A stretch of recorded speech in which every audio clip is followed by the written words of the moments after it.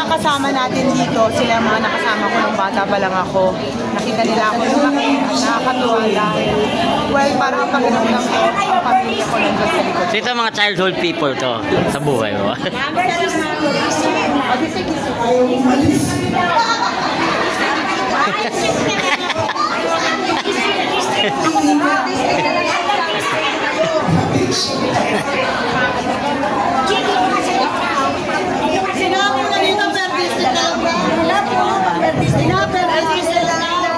Eunice?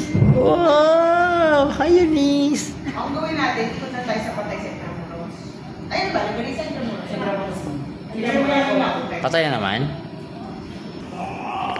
Hi, Ma'am Jen! Ano yan? Wow! Oh! Wow!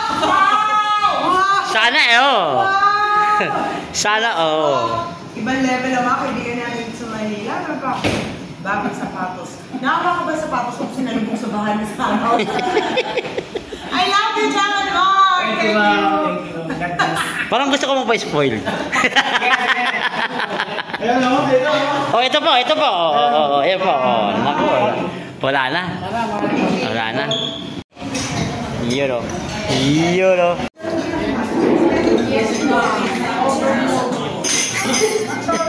Start ko na.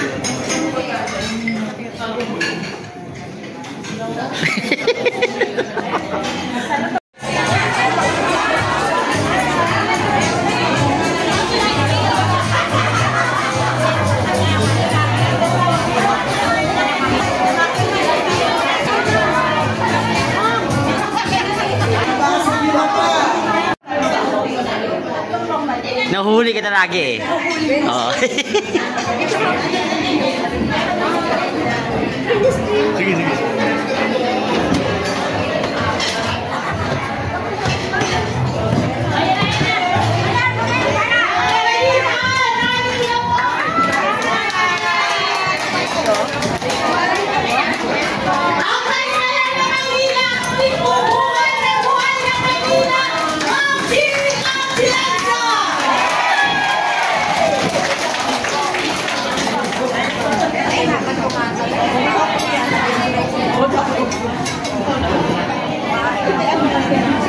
Oh.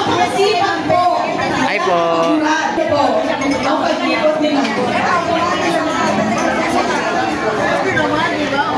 Like mother, like daughter, Ma'am Gina Atienza! Magandang hapon. Kumain na kayo? Hello, magandang hapon. Masaya ako na makasama kayo ngayon. At mas masaya ako pag nakikita ko kayo, pag nandun ako sa mga distrito nyo, pag nyo. Kaya tutuwa ako, lalo na sa town hall, marami sa inyo nakita ko. Alam niyo, if there's anything na masasabi ko proud ako sa inyo, nag-umpisa tayo. Kasi nung bata pa lang naman ako, kasama na ako dito, nakita ko eh. Nakita niyo yung paglaki ko, nakita ko rin yung paglaki niyo. Dahil literal at figurative. Pero ang natutuwa ako, marami sa inyo naging kagawad, di ba? Naging leaders sa sarili niyong mga komunidad, kaya proud na proud ako sa inyo. Nag-usap na tayo a month ago, pero since nandito tayo sama-sama, expect nyo, mas marami tayong activation. Pero para lang alam nyo, isang bagay na talagang nagpapalakas ng loob ko dito sa laban na to, dahil tinanong sa akin ni Yorme, ano ang gusto ko bago pa ako umuo. Ang sinabi ko sa kanya, hindi ko alam mo, pero ang sinabi ko sa kanya, Mami, hindi na kasi kami nakapag-usap ng Mami ko eh. Kaya at least ngayon, Mami, alam mo na, ang hiningi ko sa kanya, livelihood for all. Yon ang hiningi ko. Sabi ko, tutulungan kita pero kailangan mo akong bigyan ng itong request ko at pumayag po siya. Ang livelihood for all, dahil alam ko, kababayan ng Maynila, nag-uumpisa sa livelihood training. Tama? Lahat tayo natutong tumayo sa ating mga paa at nagkaroon tayo ng mga dignidad sa ating mga komunidad. Tama? Ngayon, kung anong natutunan natin dito, i-improve natin to. At yun ang gagawin natin pababa naman sa lahat ng ating mga kasama sa barangay. Pero iba na. Dahil iba ng henerasyon, mas bata ako. Kaya medyo mas magiging ano tayo, mas modern ang atake natin. Pagdating dun sa mga Kasi dalawa yan eh. Yung una, para sa mga kapatid natin na nagtatrabaho na ngayon, patas ang laban, kagaya ng vendors, toda may naisip ako. Pwede tayo gumawa ng maliliit na mga kooperatiba na tutulong sa mga linya ng vendors, linya ng mga toda drivers. Lahat ng mga yan kumakain, tama? So habang lahat yan, pwede may maliliit silang stalls na sila ang mag-aambat, sila ang kikita using that small stall. Yun ang para sa kanila. Para naman sa ating mga kababaihan, ang naisip ko is tutulong tayo through pagbibigay ng negosyo sa ating mga kabarangay.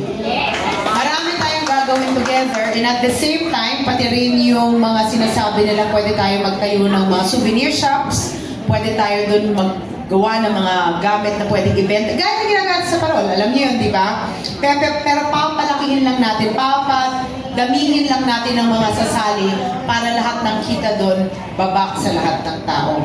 Kaya ako to sinishare sa inyo kasi ang main mission and vision ko for this, kung ano man ang laban ko, is makaprovide ng sustenance. O, di ba sinasabi na, if you give fish, he will feed for a day. But if you teach a man how to fish, he will feed for a lifetime. Kayo lahat dito mga kababaihan ng Maynila, sundalo na alam nyo ang pinaglalaban namin, Legasiya. Mabubuhay muli ang kababaihan ng Maynila at manganganak pa tayo at dadami pa tayo at tayong gagamitin ng Panginoon na instrumento sa bawat barangay para makatulong tayo sa tao. Ako ang magiging leader nyo at hindi tayo mapiligo.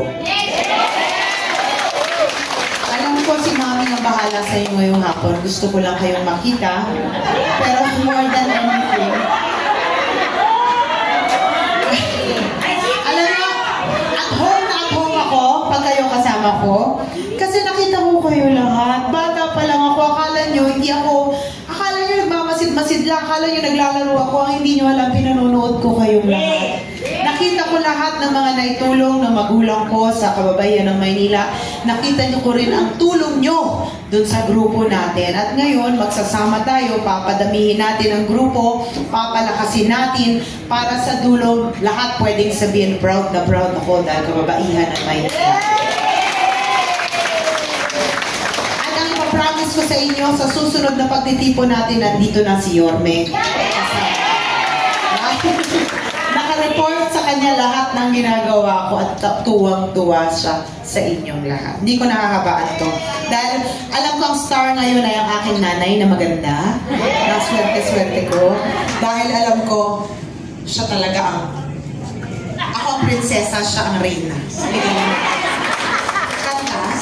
Kakanta tayo? Ay, kakanta tayo. Nasaan na si hawak kamay? Layo, wala naman. Wala eh. Ayan nyo, kakanta tayo ng maraming beses dahil sa lahat. Parang may sinet up. Okay lang, walang problema. Hindi naman ako nandito para kundi silipin lang kayo, makita na okay kayo, at gusto ko ma-empower kayo. Kasi alam nyo, sa totoo lang, ang nagpalakas ng loob ko para umuo dito sa laban ko, ay alam ko na nandyan kayo. At alam ko, nakita ko sa aking mata, pagbaba ko sa bawat barangay, nandyan kayo. Pero in return, pag tayo na nalo sa dulo, busy kayong lahat dahil kasama ko kayo sa programa at proyekto. Gusto kong itaguyod para sa ating lungsod.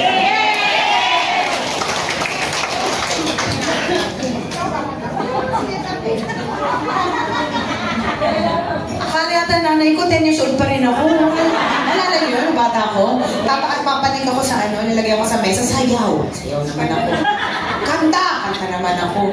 Pero huwag kayo mag-alala, dahil nung sinabi nilang tumakbo ka, ang unang sinabi ko, ma, bigyan niyo ako isang linggo, magdadasal ako sa ang Panginoon na magsasabi kung gagawin ko ito. Sinabi ni Panginoon, gawin di nandito na tayo. Yun lang naman.